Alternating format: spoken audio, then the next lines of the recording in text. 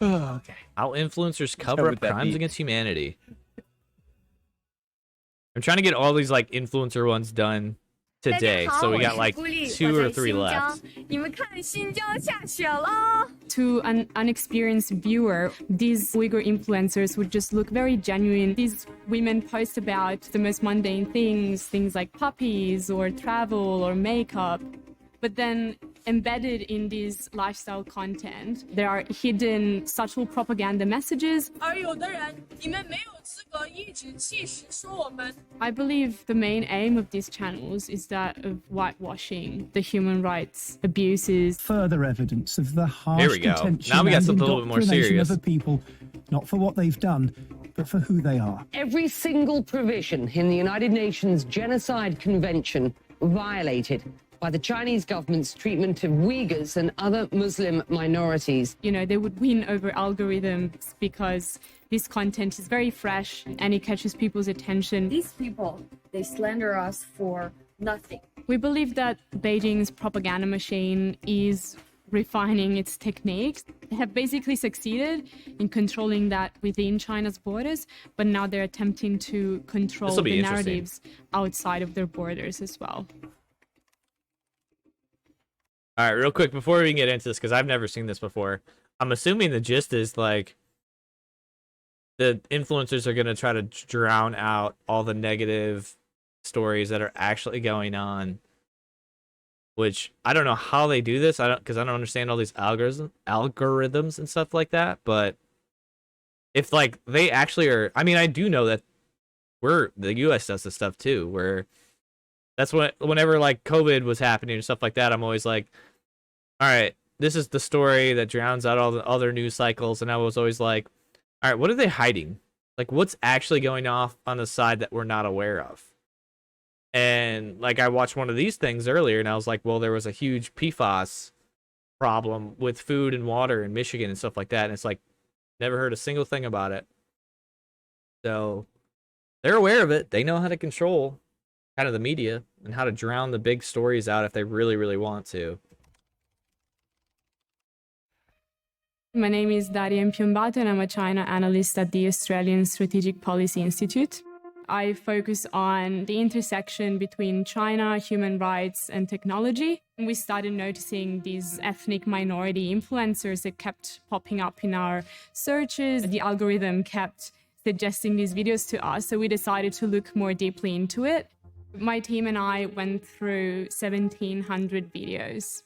These women work for private companies, but because they operate in China, they have to abide by CCP laws and regulations. So they would be promoting socialist values, and they have to by law. The problem with these videos is that their link with the propaganda apparatus is not as direct as with party state media or people who appear on Twitter and, you know, have official state-linked accounts. Xinjiang is the westernmost region of China. Xinjiang is very different from other provinces in China. In fact, it is called the Xinjiang Uygher Autonomous Region. Uyghurs are predominantly Muslim. They are very culturally distinct from the Han Chinese. Since 2017, China has rounded up over 1 million Muslim Uyghurs into so-called re-education camps.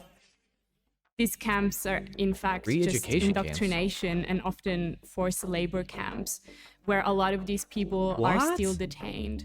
The US State Department has called what China is doing to your Muslim minority a genocide. Also, Canada says that. Also, the Netherlands say that. Hold on, I gotta read this. China's vanished undercover in the most slippery place in the world, Vice 2020. Oh, so this was one of their previous ones. Мен буга үчүн уйгур буга үчүн аш такылды. Кишемде путумду кишем менен 1 жыл 3 ай 10 күн чыккыча мен аш кишем менен путумду кишем менен жүрдүм 5 килолук кишем. The UN finally published a highly anticipated report on the human rights situation in Xinjiang. They came to the conclusion that there is credible evidence that grave human rights violations have and are still taking place in Xinjiang. I'm not a fast reader, so unless they read it to me, I'm like, what? I saw the one that was like rape and imprisonment. It's like, what the fuck? How is this stuff still going on?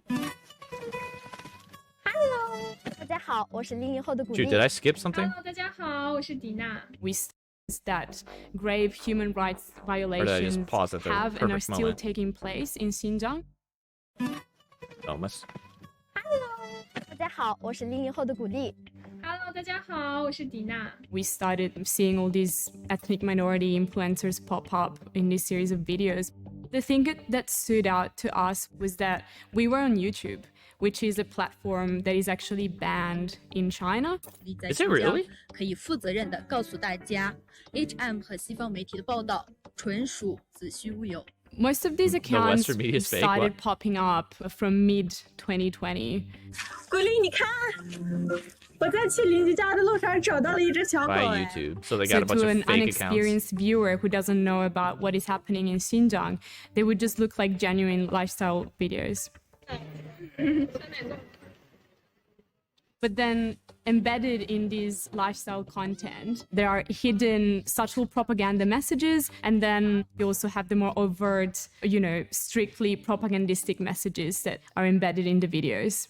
Xinjiang is the same as other places in China. People live and work in peace and happiness. Another disturbing allegation that the Uyghur population has been forced to engage in slave labor. The cotton production in Xinjiang has been under a lot of international attention and pressure. This is 2 years because ago. of allegation of forced labor. 所谓中国新疆地区存在强迫劳动，完全是子虚乌有。 These influencers started publishing a lot of videos about how amazing Xinjiang cotton is and how great quality it is. 你们看，我身后是一片雪白雪白的棉花地。你们想了解新疆的棉花吧？ But then they went as far as, interviewing people who owned, the majority of these cotton plantations. 那您以前有没有这样子邀请那些工人们过来？ Labor here to harvest cotton.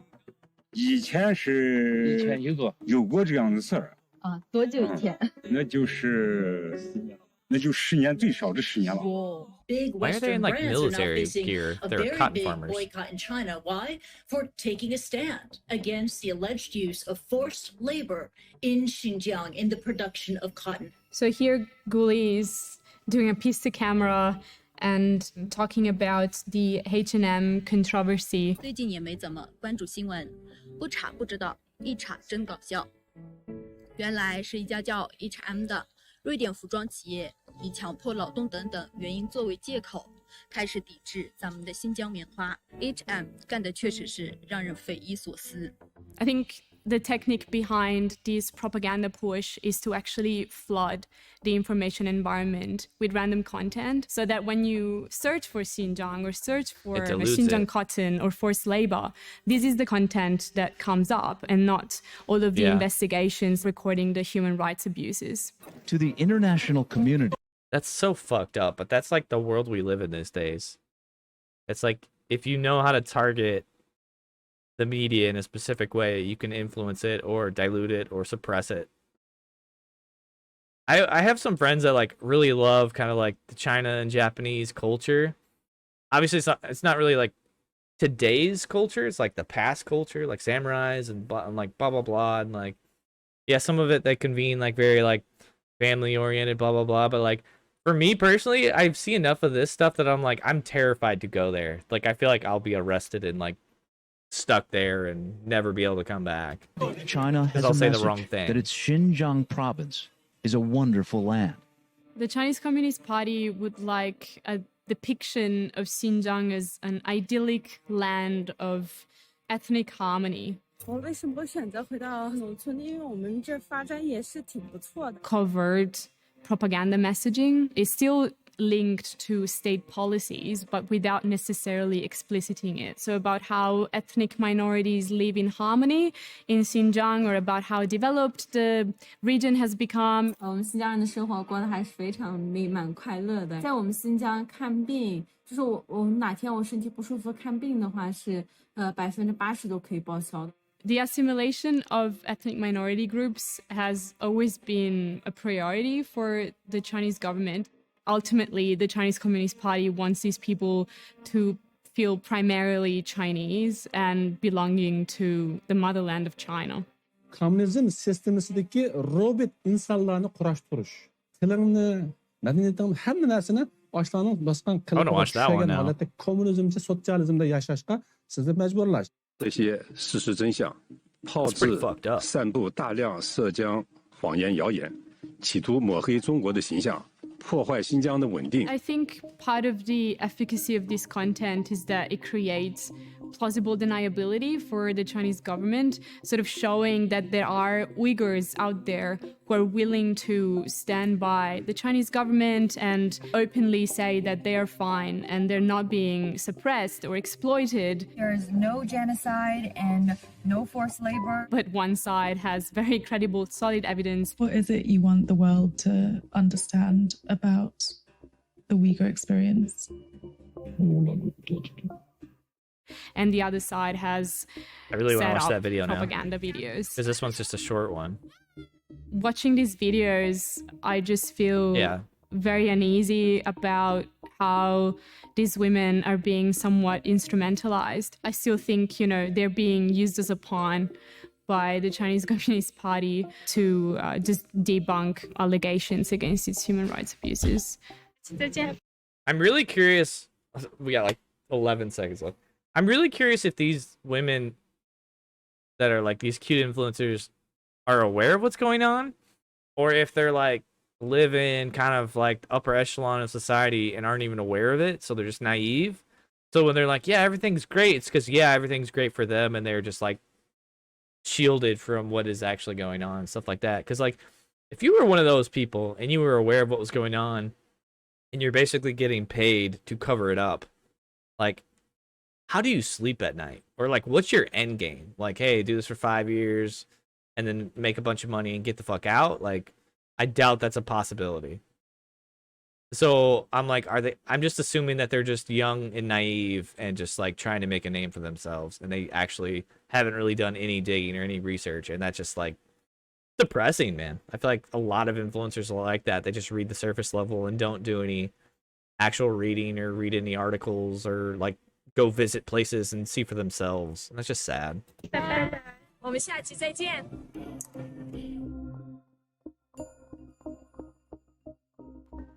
Did not receive any replies. Yeah, because they're off in their own world and they're gonna do what they want to do.